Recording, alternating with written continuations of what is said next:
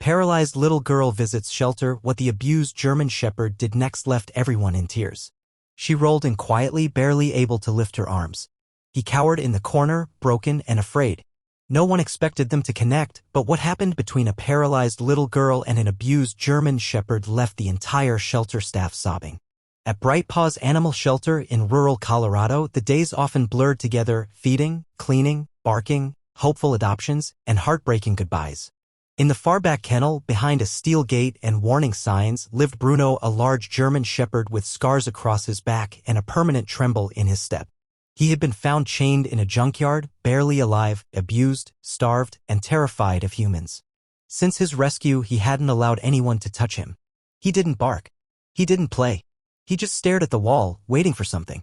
Or nothing. One chilly Wednesday morning, the front door bell jingled. Enrolled 8-year-old Lily Monroe in her pink wheelchair, her mother pushing her gently. Lily had been paralyzed from the waist down since a car accident the year before. Despite her trauma, Lily loved animals, especially dogs. Her doctor had recommended visiting the shelter for emotional healing. But no one was prepared for what would happen that day.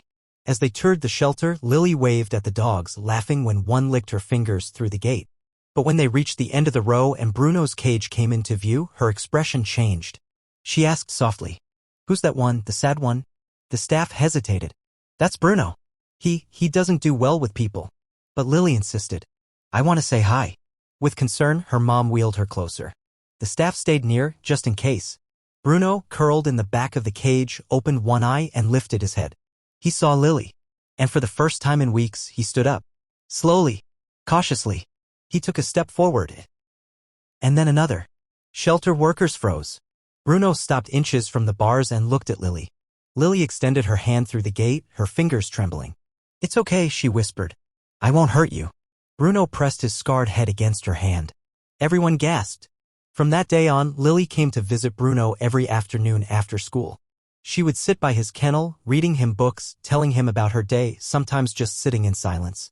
Within a week, Bruno was wagging his tail when he heard her wheels on the pavement. He began to eat better. Then play. Then trust. One afternoon, the shelter staff made a bold decision. "Lily," the director said, "would you like to go inside his kennel today?" With her mom's approval and Bruno's calm demeanor, they opened the gate. Lily rolled in and Bruno gently rested his head in her lap. Her mother burst into tears. A month later, the shelter held a special press event about Lily and Bruno's incredible bond. The story went viral. Donations flooded in, not only for the shelter but for Lily's family. The local community offered to help retrofit their home for a dog. The shelter officially approved the adoption. Bruno went home. On his first night in his new home, Bruno did something shocking. Lily had a mild panic episode in the middle of the night, something that happened rarely but frightened her deeply. Bruno, who had been lying on a rug nearby, rushed over, nuzzled her chest gently, and began to bark, waking her mother. From that night on, Bruno became her protector. He would lie beside her wheelchair during meals.